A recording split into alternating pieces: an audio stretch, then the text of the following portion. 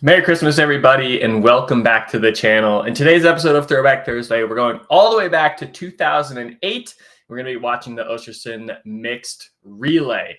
So as you know, on this channel, we like to watch the race. We like to look up some stats and interesting facts about some of the athletes in the race.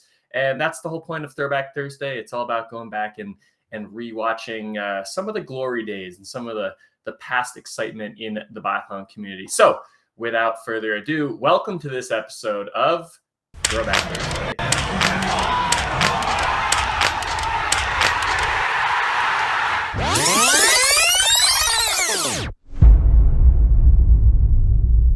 Race started here, and we get ahead a little bit.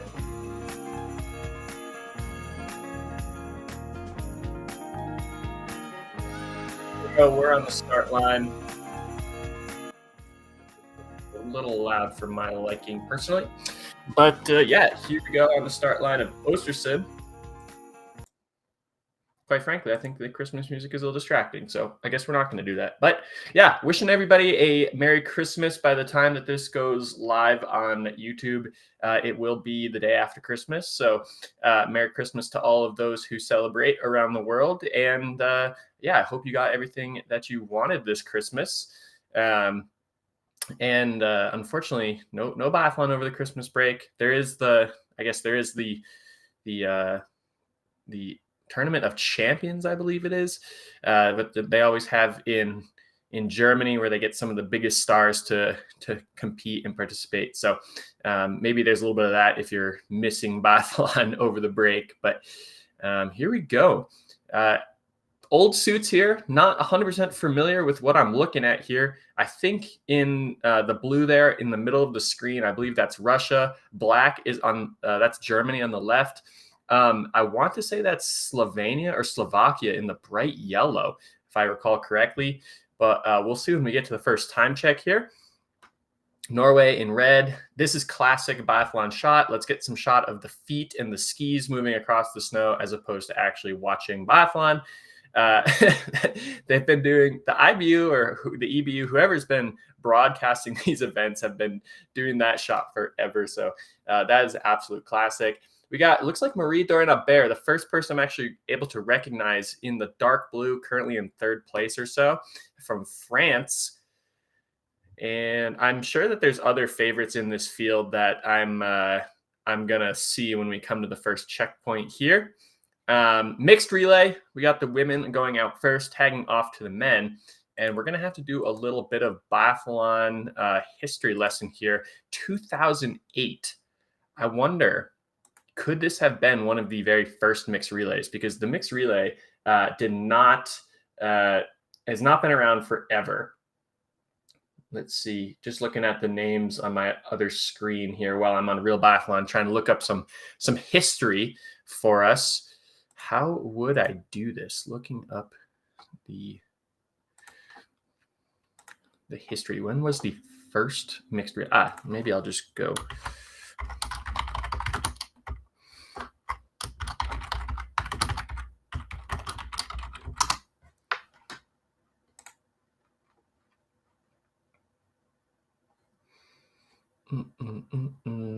As we got our yellow, not bib, but I guess our yellow race suit leader is pulling ahead here. The mixed relay made its debut at the Sochi Winter Olympic Games in 2014. That could be true for the Olympics, but not necessarily true for the World Cup, as we are currently in 2008 and we're watching the mixed relay before our eyes. So that is some bad information that I have here. Let's see. I think I can look up like who would have been at the first mixed relay. Probably Germany. They've been doing biathlon forever. So let's see here.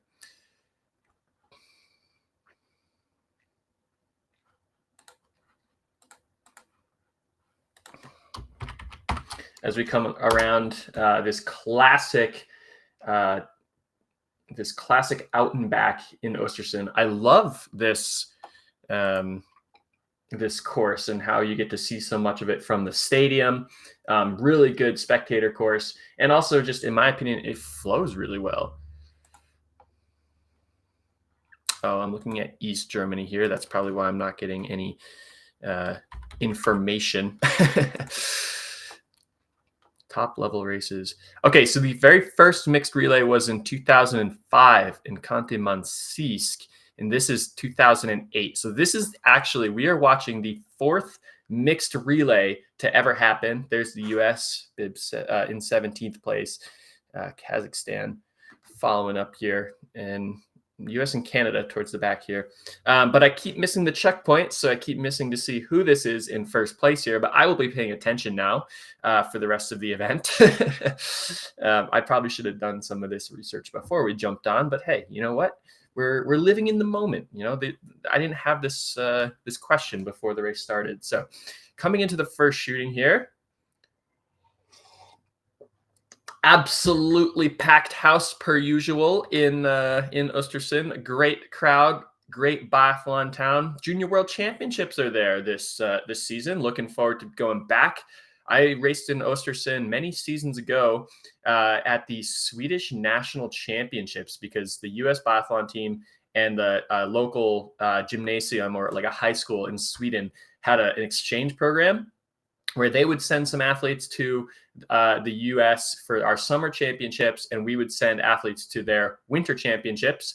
And part of those athletes who have been part of that program are Sebastian Samuelsson, Anna Magnuson, Hannah Oberg, among others. And I was one of the athletes that got to go to Sweden for the winter championships, and we got to race in Östersund.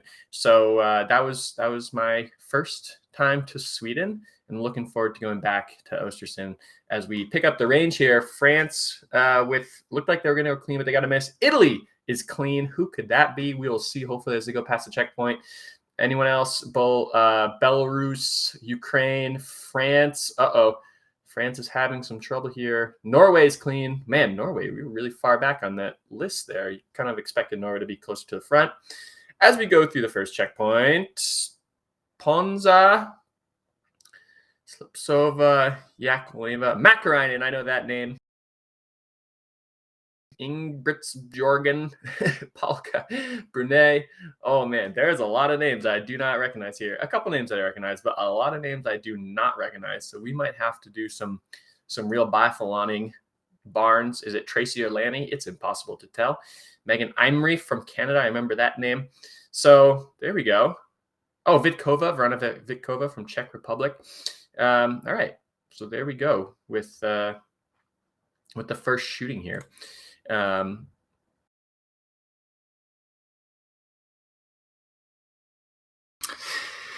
right, as we continue here, still looking, I think that was Slovakia in the bright yellow, Helenarova, or it could have been, no, because there is Slovenia behind Norway. So yeah, it was not Slovenia. I think it was Slovakia. Wow. Estonia skiing pretty quick, dropping Witkova, dropping the Canadians and the U.S. Rough skiing there. Let's go back to the front of the field here. I think we got, looks like Russia with that Power V1. I like it. Suzuki. I like looking at all the old banners too. Suzuki was a title sponsor here. Not BMW. And then BMW realized that Germany's pretty good at biathlon, and a lot of German people are watching biathlon. So, and it's a quick loop here. We are already back to that lollipop near the stadium. Man, look how many fans are. Is this World Championships, I wonder? Because it is World Championships. Okay, so I was going to say, this is a really packed house for just a standard World Cup, but it is World Championships, so you got to assume people are traveling from outside of the Swedish nation for this event. As we got Russia continuing to do well here. All right, after this, we'll see who's in the lead here at this checkpoint, and we'll take a quick career peruse on the Real Biathlon. Got my Real Biathlon mug out this morning. Makarainen. Oh, wow. How old was she in this race? Let's take a look. without ruining the results for me, trying to not look at what's going on here. All races 2008.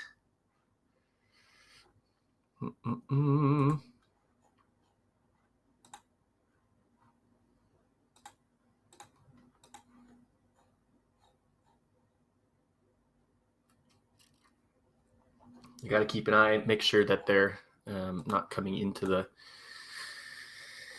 shooting here. Wow, she's actually had quite a career by the time that she got to this event here. So I got to scroll quite a bit. Where the heck am I? Ostersund World Championships 2008 in the mixed relay. Gotcha. She is 25 years old. She just had her birthday relatively recently before this event. So 25-year-old Kaisa Mäkäräinen is leading the charge into the second shooting. Let's see here. 2008. Last season, she came in 13th overall, 27th overall. This season, looks like she would have been, this is kind of her breakout season, 13th overall. Goes into shooting number 2 here. Now, let's see. Is this going to be classic Mäkäräinen, where she has some trouble shooting? Because she was definitely a really strong skier. But is she going to be able to hit the target? I don't think she really focused in on the shooting until later in her career. Starts it off with a hit. Russia is putting the pressure on, though, going 4 for 4. Uh-oh, what's Mäkäräinen doing? She's got some issues. Opens the bolt. Russia is clean. Uh-oh, having some more issues. Come on, Kaisa. Maybe the bolt won't close.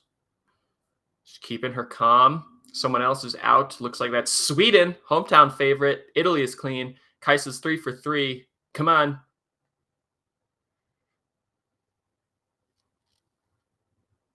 Slepsova, that's a name I recognize. We'll take a look at her. Johansson from Sweden. Kaisa's 4 for 4. And oh my God, she's still there. This is painful. 5 for 5. She gets him down, but oh my gosh, that took forever. And I think this is before the day where they had like range times and stuff like that. No, they did. Yes, they did. They did have range times. And Kaisa took her, let's see, absolute times here. Took her 239 in the range, 134 for total shooting. And you got to believe a majority of that was coming in that standing stage. Look at this. She was in lane 1, and then with 0 spare rounds, she leaves in 11th place, 35 seconds back. She lost 35 seconds in that one stage. Oh my goodness. I think there's a way to, let's see, cumulative times.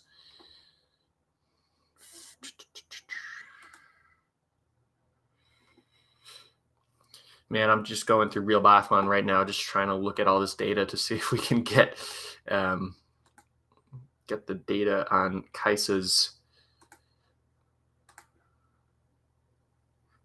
performance here. Where is she? Slovenia, Finland, Estonia, Finland. Come on. There it is.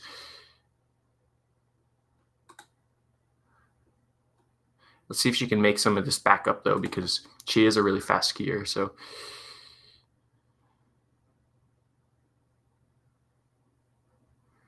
there's not enough data points to really see how much time she lost in that one shooting. I'm honestly surprised they even have like shooting data back in the day here, 2008. Every year it seems like the IBU just adds more and more data points, and apparently they had good shooting data here, but not that good enough where we can see her exact shooting time for that specific shooting stage. But all right, so we got Slepsova from Russia here in the lead, and I want to like something. Her name comes to mind here because I feel like she had some top performances somewhere in her career. Looks like she does have 5 wins on the World Cup, just for individual events this season in Oslo. She did have 2 wins, and she also had a win at Hockfoltsen. So I bet she actually did pretty well this year. yeah, she came in 8th overall with a couple victories. So that is definitely going to help the team, help Russia out here. As she's pulling away from the field. Who is there in second? Johnson from Sweden. Impossible to know if it's a hard J or a soft J. And I know everyone in the comments is always blasting me for mispronouncing the names wrong. And I'm sorry. I do my absolute best. But, in America, the V's are V's and the W's are was. And in Europe, it's opposite. The J's are silent. It's tough to know. But I think I'm getting better. As we see Slepsova. Nice, powerful V1 here. This is actually really good technique for the time. I mean, I know back in this day, it's not too long ago, but in 2008, it seems like there's more of a reliance on the V1. Like, we all know that even the women are V2ing this hill today, and we've seen this hill be a huge factor in the making moves and putting on time against your opponents with the V2 here. So the fact that there's such a reliance on V1, it is kind of funny because you're like, are you not strong enough, or are you afraid that you won't be able to V2 it? Are you not fit enough to V2 this hill? So it is interesting to see that everyone's just going straight to the V1 when today V2 is so much better. But also look at like the hips. I love this side angle. She's not getting her hips all the way forward, and her hips are kind of staying above her heels. Whereas today, you're really getting those hips really far forward and really leaning onto the poles. And so it just shows you that the level and like the expectation of what you have to do in your technique is so much higher and so much better today. So really cool. Russia out in first place. Oh, that was an absolutely atrocious tag there for Italy past Sweden. Wow, good for Italy. I don't know if they're going to count that. That was a pretty bad tag. Look at this absolute chaos here. We got so many people in the corral. Germany, Poland, France. There's Kaisa for Finland. She moved up so many spots on the last lap. Oh, no. Tell me that girl just fell and she's getting tagged off too. I wonder if we're going to get a replay of that. I think that was Belarus. I wonder who that was. Wow, that was tough. Slovakia, Estonia, and Ukraine, and Slovenia. There's your top 12. A lot of teams in this field. As we get a close-up of Johansson. There's the Czech Republic, Witkova. All right, let's skip ahead. Let's get some new names on the board here. Oh, wait, we got a replay of the fall. I want to watch it. So she gets tagged, and then it looks like her ski got caught on her teammate's leg or something. Yeah, that's too bad. All right, let's skip ahead here. It is a relay, so this race is going to take forever. Nupokyeva. I think in Russian you have to pronounce it like quick. It's like Nupokyeva. Now, Italy tagged off in the second, probably wearing the blues because it's a world championship. Neuner. Oh, look out. Here comes Germany in the black. Fiandino from Italy. Olofsson from Sweden. Magdalena Gwizdon in Poland. How old is she in this race? Oh, the Belarusian girl was Domracheva. How old is she here? Domracheva fell. That's too bad. Let's see. She made her World Cup debut the season prior. This current season, she had a pretty good performances here. Let's go to all races, totals. Ostersund World Championships in the mixed relay. She was 21 years old in this event. Domracheva was. Let's see. How does she do at some of the junior world championships.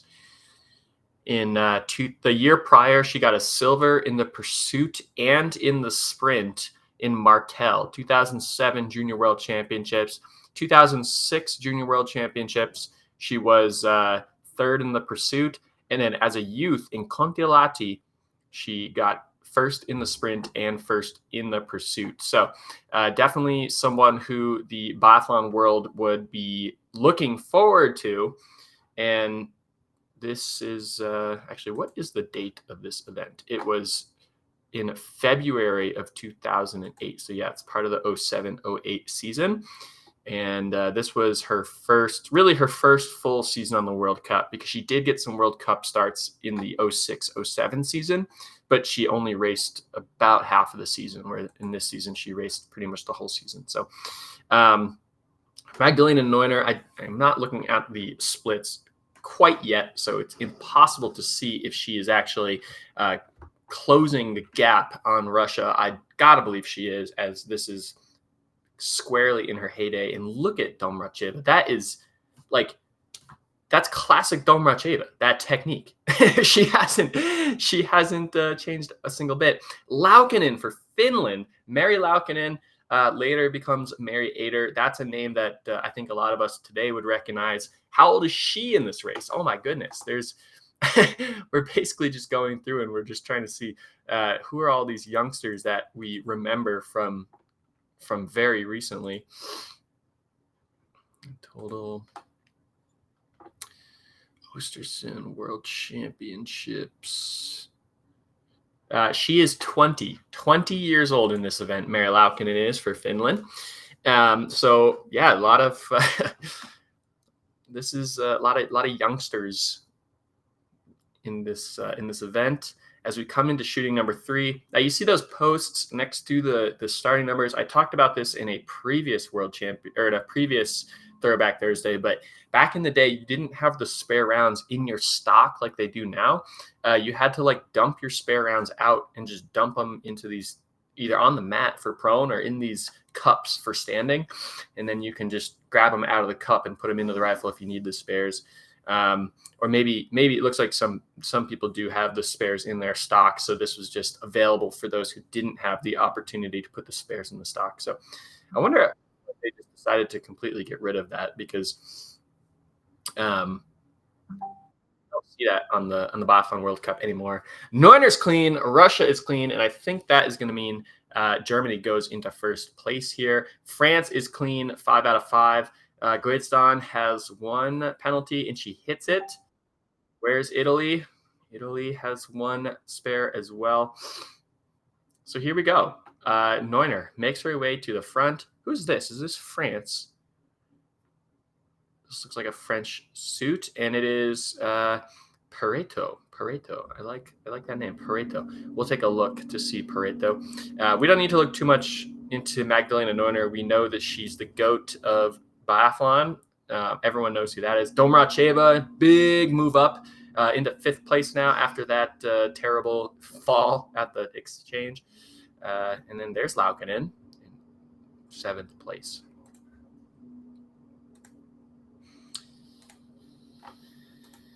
All right, let's skip ahead here, because we do have plenty of race left to go.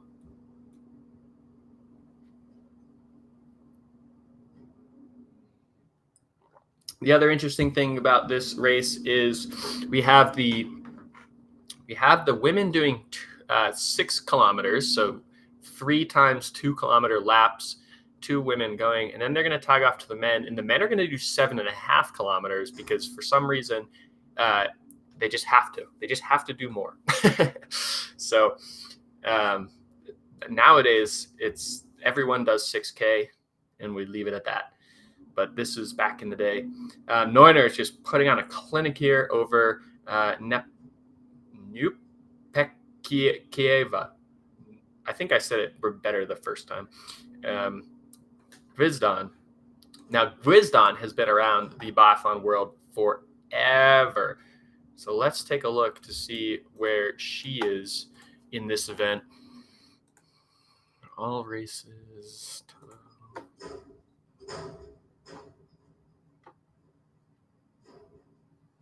Man, she made her World Cup debut in 1995. That's the year I was born.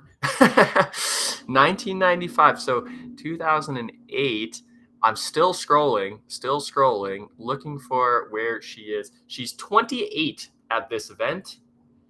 28. She made her debut when she was 16. Oh my gosh. In her last race of her career, she was 42. Oh my gosh. She still had, oh my gosh, she still had like almost 15 more years after this event. And she had already been on the World Cup for like 10 years, or closer to like 7 years. But wow, she had been on the World Cup forever. All right, here's Neuner. Let's see some fast shooting for the day here. Because remember, the shooting times were not quick. Like, people thought they were shooting fast, but when you compare it to today's shooting times, it's nothing. There's a miss for Neuner. And we can actually take a look at this. We'll pull it up as they're doing their exchange lap. Ooh, 2 misses for Neuner. I don't like that she drops the rifle out of her shoulder to put that spare in. Again, going back to like, today is just everything is a little bit quicker, a little bit smoother. Most people will just keep that rifle in their shoulder, load the spare, and then go back.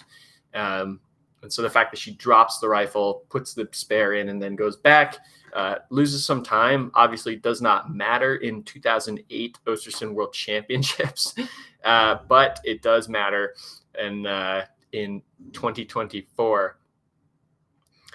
Wow, some terrible shooting here. A lot of people with some missing. Neuner is out, gone, and basically has this win in the bag for her team. She's tagging off too. There goes Russia, finally clean. Guizdan, are you in the penalty loop here? It looks like you are. France is clean. Italy clean, no spares. That's going to be a big move up for Italy. There goes Domracheva, clean with 1 spare. There goes Guizdan into the penalty loop. Anyone else? Finland, Mary Laukkanen, good for you. Fiandino and Pereto. Okay, so let's take a look about shooting times. We're going to look at some historical trends here. Trends. Okay, I guess we'll finish up this shooting stage. Actually, never mind. We're going to jump right over. Okay, so some long-term trends. We're going to go ski speed shooting time. And back in 2000, actually, this is a better way to look at it. Back in 2008, that's this season right here, we can see that the median shooting time is about 30 seconds. And the minimum is 24 seconds, which is actually pretty good. And this is for men. Let's go look at the women too. 2008, 32 seconds. And the minimum is 29. So, and this is for both prone and standing. And this is actually also for the top 20. But if we look at this graph here, that's this season, boom, you can see how much faster today is than back in the day. So 32.9 and today is 27.8. And that's again for the top 20. If we're looking at the top 60, those who, can make the pursuit, 2008, 33.8, and today is 29. So 3 seconds is not so much, but it's, that could mean a lot. That could mean, the difference between a couple places on the World Cup. Here's the crazy thing though, is so not only are people shooting 3 seconds faster, but look at the hit rate here. 86% is the median for the top 60. Back in 2008, 83%. So they're shooting 3% better and 3 seconds faster. But then again, we look at the top 20. That's this season here. 84% shooting percentage for the top 20. And then today it's about 87. So again, 3 seconds faster, 3% better. So let me get our race back here. Boom. All right. Let's skip ahead to the exchange. We all know that Neuner is just absolutely going to wreck everyone on this lap. See, look, she's V2ing up this hill. Like, why can't everyone else? Better the better technique is better. And she was ahead of her time because she's able to V2 this hill.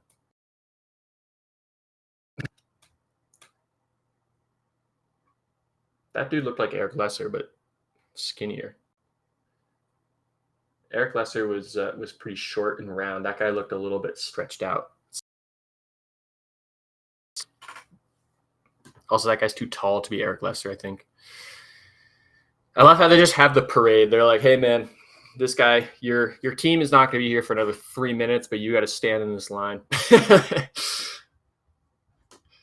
Oh, don't fall, Russia. Okay, I mean, I was going to say we should just get past this because nothing exciting is going to happen, but maybe there's like a collision or a fall like we had for the first exchange, but I don't know. So Italy and France and Belarus. Whoa, terrible tag by Belarus. We really needed to got to work on the exchanges in 2008.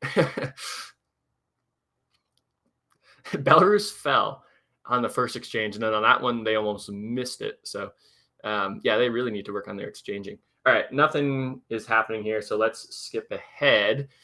Bernbacher from Germany, Vincent J from France. Don't recognize any of these other names. Dokel, maybe I kind of recognize from Slovenia. But that's Bjorn Ferry for sure from Sweden. Yep, got that one. So going back to my story about going to Östersund for the Swedish Championships, this was the season that Ferry and Carl Johan Bergman retired.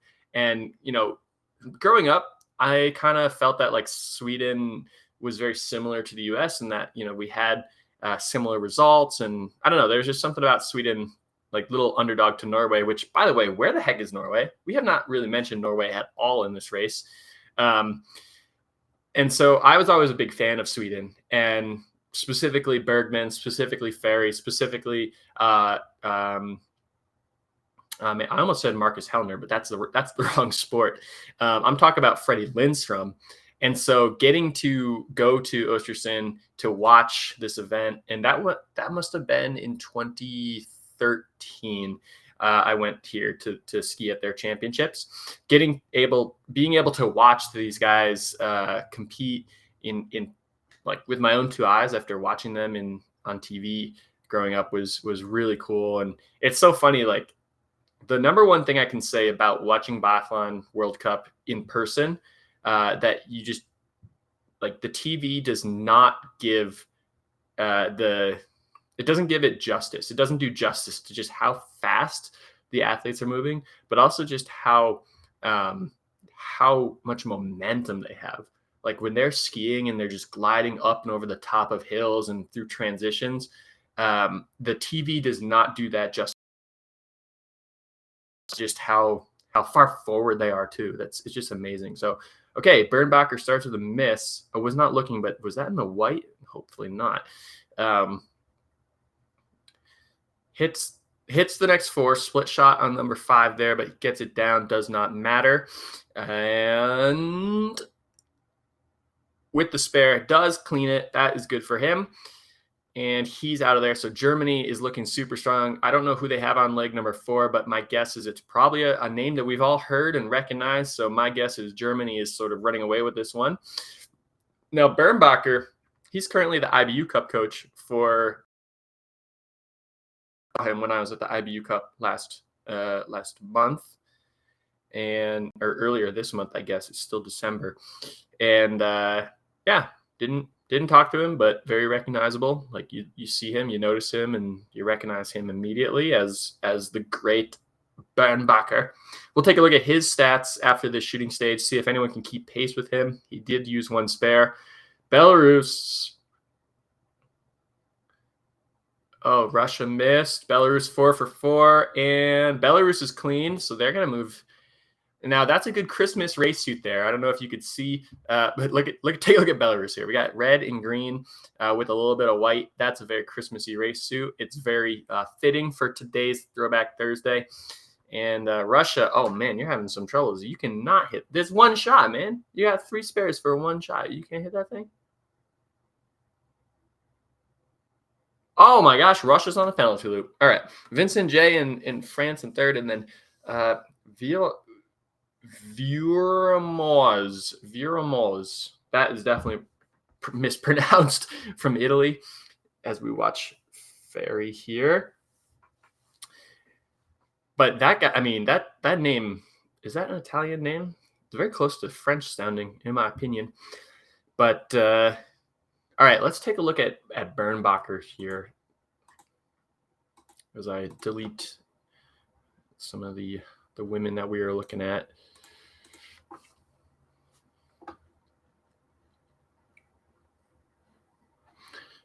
Let's see.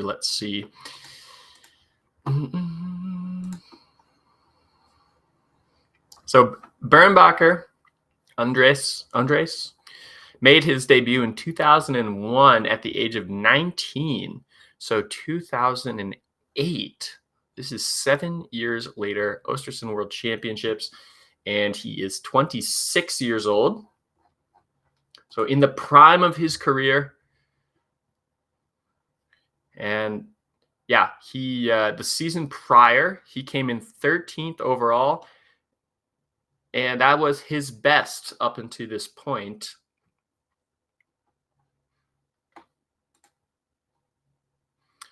Let's see if he did have a podium in 2004. Oh, but we don't care about relays because Germany always is on the podium in the relays. In 2005, he got his first podium, coming in third in the sprint in Pokluka. And then at this venue in Östersund, he came in second in the individual back in 2006, 2007, last season, third. At the World Championships last season, he came in second in the mass start, and then has not had another podium for quite a while. So, yeah, this would be some good prize money for him. Has not been in the podiums, at least in the individual events, in about a full season up until this point. So here we go. We got the chase group. Come on, Italy, stay with them. Italy going with their blues. I like it. Just recently learned about the history a little bit of Italy. A lot of the staff members for US Biathlon, like the wax techs and such, are Italian. And I was learning about a little bit about the Italian history and why they wear the blue color for their sports, particularly around their championships. And it has to do with the original royal family or whatever of Italy. That was the color of their house or their crest or something, kind of like the Netherlands, the House of Orange. This is, the blues are the team for the colors for Italy. But their flag being green, white, and red. There's apparently a lot of what's the word, controversy or mixed opinions about where that flag actually came from. There's some speculate that they saw the French flag after the French Revolution. Someone in Italy saw the French flag, and over time the French flag became worn and weathered, and the color started to fade or something like that. And then basically became, the green, white, and the red as opposed to the blue, white, and the red. And then they adopted that flag as their national color. So I don't know. According, you can find online that the green means like nature and the white means the purity or something. I don't know. And red for wine, maybe. But apparently there's actually no true meaning behind the flag. Speaking of Italy, our friend here, I got to find his first name because I have no chance in hell at pronouncing that name. René Laurent. Yeah, okay, this guy, René Laurent. This guy's got to be French. That's a very French name, in my opinion. But René is holding Italy there, keeping them in the fight, so to speak, as we pick up on Bernbacher in the range for standing.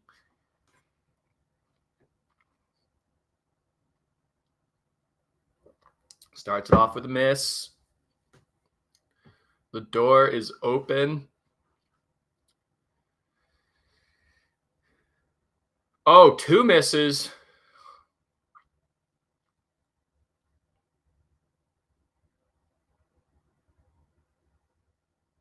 Okay, camera was looking at the wrong target, but he hit that one. Here come the challengers. Now, are they going to lap this prone person? I think that might be the United States. Bernbacker's clean. Not lapping that person in prone, so maybe we'll see them out there.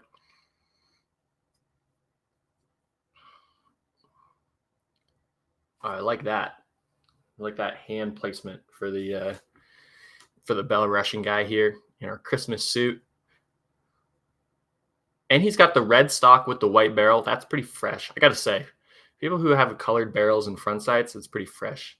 If you're looking for drip in biathlon, that's how you get the drip. And he takes advantage of his drip with the clean shooting, no spares, keeping Belarus in it. France and Italy, although we already realized that this Italian guy's got a very French name. So 2 French guys. Italy is clean. France, come on, man. Vincent J. This guy's got I guess 2010 would be Vancouver. 2014 is Sochi. There goes Vincent J. Gets it down. Any other challengers? Slovenia is in there. Poland is also in there. Where in the world is Norway? Is Norway just not even in this race? Very clean, no spares. Because that's a red suit, but that's Poland. Is this Norway coming into the range now?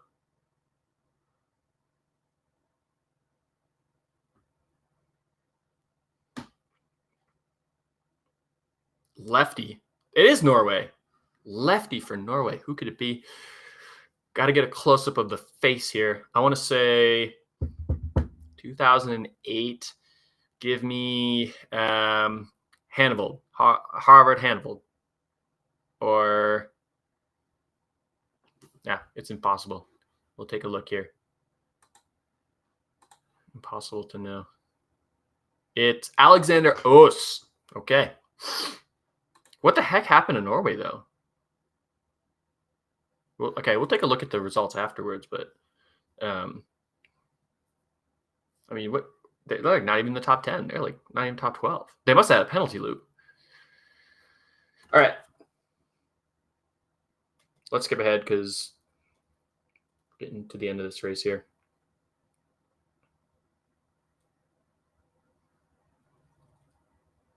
Okay, we get to the exchange.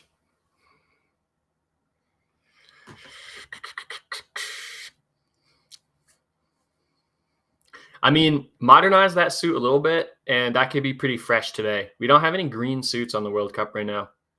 Everyone's blue. I mean, everyone's got blue in their flag, but I mean, this was a real problem last year because everyone went with the dark blue. At least this year, the U.S. brought like the candy cane limb back, and Norway put their flag down the leg, and France has some red in their suit now. But I mean, last year, everyone was dark blue, and it was impossible, even Italy, and it was impossible to tell anyone apart. Whoa! Almost fell there. Sorry, that was a complete overreaction for what just happened. Wow, Bjorn Ferry. France, man, you really crumbled there. Not skiing well and almost going into the penalty loop. Italy in third place with 2 names that I didn't even recognize, or 3 names that I haven't really even recognized from the men or the women. I wonder who's going last for them. If that's going to be a name that I recognize. Finland. Whoa. Oh my gosh. Absolute chaos and carnage in the exchange here between Slovenia and Russia, I think, or France and Slovenia. Now, this is 2008, and Martin Fourcade burst onto the scene in 2010 at the Vancouver Games. So I don't think that he will be in this race for France. But you got to believe that for the last leg, everyone's putting in their powerhouse, their strong guy. Unless you're like a team like Norway today that has such a depth, such a incredible depth that they can put like Johannes Tingesbo in leg 3. And oh, there's America getting lapped. Who do we have here? I think that's could that be Jay Hakkinen? Maybe it's impossible to tell. All right, who do we have here for Germany? It's Mickey Grice, of course. It's Michael Grice. So that's a pretty good leg number 4. Maybe, I mean, if at this point, I'm like, Germany might have the depth that like current day Norway has. So maybe they do put their number 1 guy in leg 3 just in case, because you don't want to waste your number 1 guy, because if your team's up by I don't want to say up by like a mile, but why would you put your number 1 guy 3rd? Because you can ski the full length of the race and still have a chance on leg 4 if you're making the comeback. Tag off to your number 1 guy, they can go as hard as they want or as hard as they can for the entire race. But if they, if they're not able to make it up and get your team back into first, then you have no shot after. Oh my God, it's getting so glitchy. De Lorenzi, that's a name I recognize from Italy. Well, we'll take a look at him because he's a name that I recognize but don't know too much about. Novikov, I know that name. Bauer, whoa, and there's Bergman.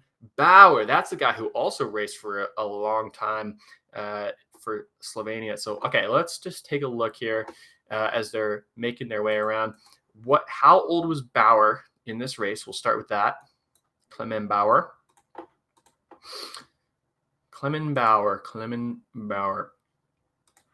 So he made his World Cup debut at about 20 years old, just prior to his birthday in 2006. And he did go to the Winter Olympics in Turin, World Championships in Östersund in 2008. He was 22 years old. And this race, actually, his birthday is... Okay, so this race is just prior to his birthday, because his birthday is in the beginning of January, and this race is happening in the beginning of February. So just prior to his birthday. And what? Oh, I thought Grice got caught, but that's America. Who is this from America? Might as well just take a look since they're so far behind. Is that? No, it's Jeremy Thiele, because this is prior to the exchange. Okay. I thought it was going to be Russell Courier, but it is, in fact, Jeremy Thiele on his last leg, getting lapped, who will be tagging off to Russell Courier. So where is Tim Burke and Will Bailey? Who knows? Maybe there was... it's impossible to say, because the single mixed relay didn't even get introduced until a couple seasons ago. So there is no single mixed relay at this event. Now, are other teams in that pack getting lapped? It's impossible to tell, as they're not pulling teams for getting lapped. So in that group of 4, there could have been 2 teams that have been overlapped. But all right, shooting 7 here, Mickey Grice. This is your race to lose. Nice hit. Nice hit. Hit. 4 and boom, 5, nail in the coffin, dead center 10 ring, no problemo. And then we're going to take a look at De Lorenzi on the next lap. Let's hope that De Lorenzi actually stays in the hunt here, because they would kind of suck if we're looking at him, taking a, learning about him, and he just does absolutely terrible. I think I recognize this name. Let me double check. This is Sergei Nivikov from Belarus. He's clean. Yep, everyone's putting their heavy hitters on leg number 4. Even the U.S. with Russell Courier. De Lorenzi, 2 for 2. Oh, there's a miss. Look, he's got the eyes on his blinder like Bjorn Dahlen did. Hits 4, goes for the spare. Can he keep with it? But here comes Johan Bergman. Oh, Sweden with the miss on the last shot. Russia clean. France is clean. Who's going for France? We forgot to look. Slovenia. There's De Lorenzi with the clean. So we still have a pretty good fight for third place here. Yoroshenko for Russia and Albert from France. Bauer. There's Bauer. De Lorenzi and Bagman. All right, let's take a look. Let's take a look at De Lorenzi here.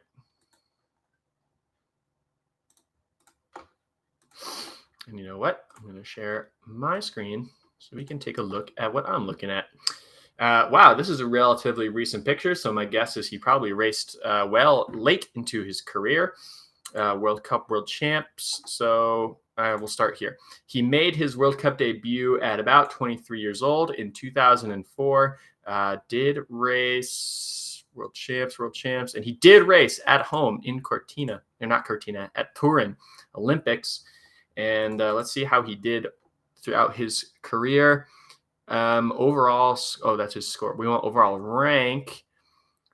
Looks like he was a top 30 guy. Wow, he's actually not as, I don't mean this in any disrespect, but I could have swore, like, this is a name that I recognize. I could have swore that he had at least a couple top 10 overalls, but his best season was this one here in 2011, 22nd overall.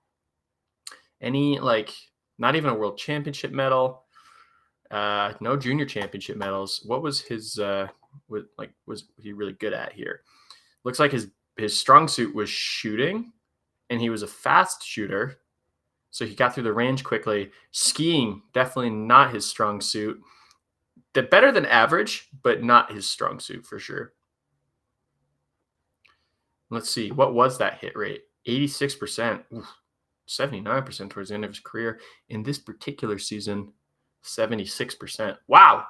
How do I know this guy's name? Maybe it's just because it's easy to say or something, but Christian De Lorenzi. We'll get the race back here. Thought he would have been better, but that was a good trip down memory lane to see, learn more about Christian De Lorenzi. I wonder why I know his name so well. And I don't think, let me just double check again. I don't think he never won a race. He came in second twice with a sprint in Conti-Sisk. Oh, excuse me. It's early here in America. You always have to watch biathlon early. That's the rule in America. Conti-Sisk, in 2010, he was second. And then the next weekend, he came in second in the pursuit in Contilati again in 2010. So that's a couple seasons down the road from this 2008 championship. So there he is in the blue and the white in the lead there. Bergman. Oh, this is the year of the orange Rossi boots. I love it. Mickey Grice. And is this Russell Courier? Are we getting a shot of the Russell Courier? Yes, we are. What a great shot there. That was great. Russell, I lived with Russell for a few seasons when I was a young junior biathlete, and Russell was a senior. This is 2008, and I lived with Russell between 2013 and 2016 or so. So I can just imagine me, my young self, at home before living with Russell, watching this performance and thinking, man, that guy's my hero. Little did I know in a few seasons I'd be living with him. We'll save the Russell Courier stories for another day. But let's see. Mickey Grice is absolutely crushing the field here. No gloves. No gloves there from, I think, that can't be Finland in fourth place unless they're getting lapped. Russia is in front there. Russia and it's Clement Bauer. No gloves from Clement Bauer from Slovenia. So there's actually a pretty good chase group here for third place. As here comes Mickey to close the door, seal the deal, nail in the coffin.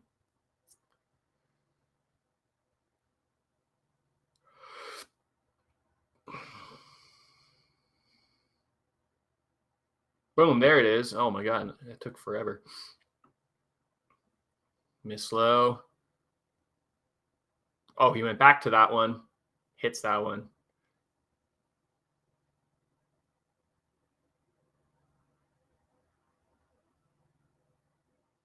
Nice, powerful stance there. Very, very German. Yep. So, barring an absolute miracle here, I think this race is going to Germany. Door is still potentially open for second place here, though, with Belarus.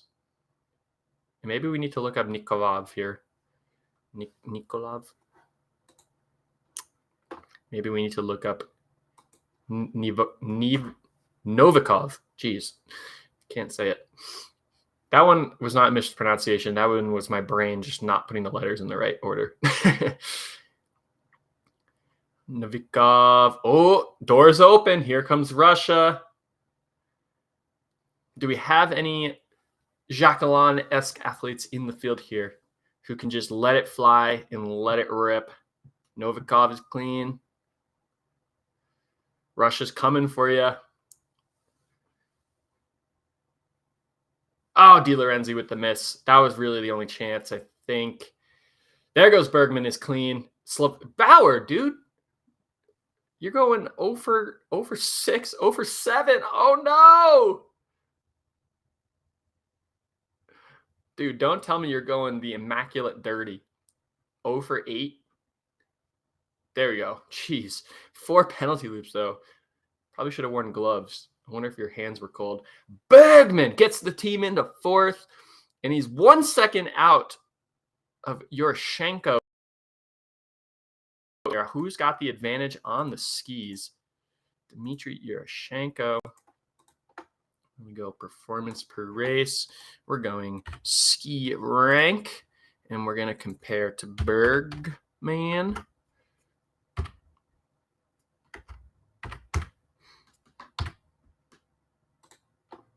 There's Johan Bergman and there's Carl Johan Bergman. All right, let's go skiing median back. All right, real quick, I'll share my screen here so we can take a look. All right, so here is Bergman's in red. Yurchenko's in green. We're in the 2008 season. So, wow. Actually, Yurchenko has the advantage here. Good skier back in this era. Any other era, I think it would have been a little bit closer. So, I think this one is going to go to Bergman. Get the race back here as we join Mickey Grice at the checkpoint. And, did Bergman catch up? Oh no, Bergman got caught by the Russian guy. So who's out there for Russia? Let's take a look. Yurchenko is the Russian guy. So yeah, it's that's right. Novikov is in second for Belarus. Pretty wild. So unfortunately, I think Russian is going to put it into Bergman here on the last lap, and I think Russia is going to come into third. And yeah, you can already see he's opening up here. But it's home course, it's home course advantage. You got all the fans cheering you on. Come on, Bergman, stay with him.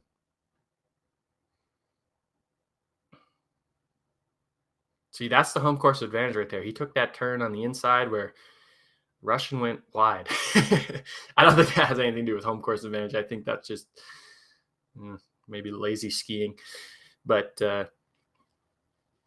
he's already opened up the gap. Bergman, I think, because it was 1 second, but now it's 10 seconds to Novikov. Is Yurchenko going to catch Novikov? Oh, Bergman looks tired. He looks tired.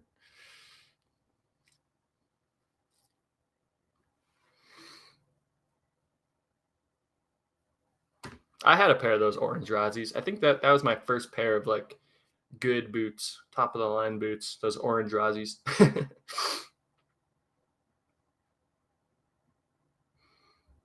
See, now we got Grice's V2 in this hill.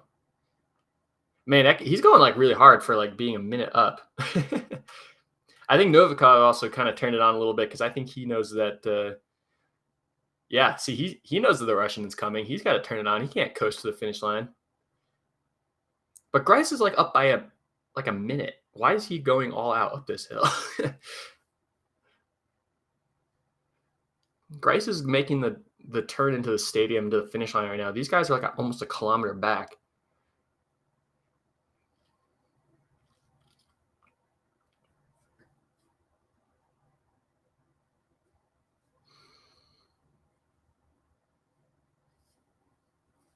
Well, there you have it.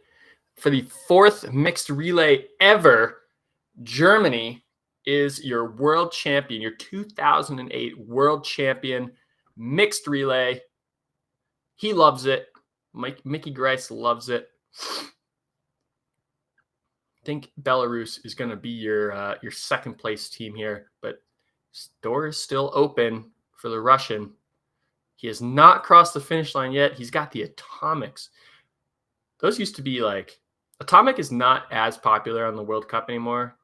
Maybe a little bit more in the cross-country World Cup, but back in the day, those used to be pretty popular in the Biathlon World Cup. But man, actually, this Russian guy's, he's closing down the Belarusian. He's just running out of room. Hit that transition pretty lazily.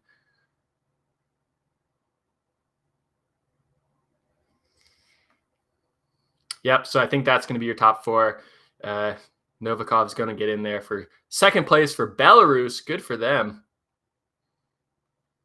And here comes Russia into 3rd, followed closely. Good effort by Johan Bergman. Carl Johan Bergman. As I was looking him up, there is a Johan Bergman who raced. So do not confuse the two. But let's take a look here. Let's share the screen. And we're looking for this one.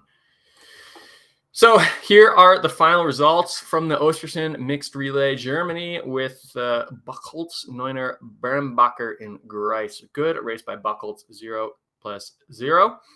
And Domarcheva, as we saw in this event, Novikov in second place, Russia in 3rd. And if, for whatever reason, I'm not saying anything, but if someone was disqualified, it would have been updated here, maybe years later after investigations or whatnot. It would have been updated here in the fact that it is not, there are no, what the heck, Slepsova, what is that? The fact that there are no DSQs here tells me that these results stand as is. Oh, Helena Ekholm was leg 1 for Sweden. Actually, this is a pretty stacked team. Oh, I'm actually kind of bummed that they came in 4th. I didn't realize. It's because Anna Karin, that's not Anna Karin. There she is. This team, she had 2+2. No penalties, but not good enough. Poland, Sikora, 4th. Where's Norway? Oh, they didn't use Bjorn Dahlen. They didn't use really any of their superstars, and they came in 8th. Interesting. Slovenia, Finland, Makarainen, and Ader, youngsters in this one. Anyone else that we recognize? Sukup. This guy ends up winning a world. He ends up winning an Olympic medal. Moravich. And let's see. I just like looking at these old names. Jean-Philippe Legolec. Russell Courier. That's not Russell Courier. There's Russell Courier. Love to see it. All right, that was Throwback Thursday. Hit that subscribe button. I hope everybody had a happy Christmas and is looking forward to the new year. But yeah, hit that subscribe button because we got more Biathlon content coming out in the near future. But until next time, we'll see you.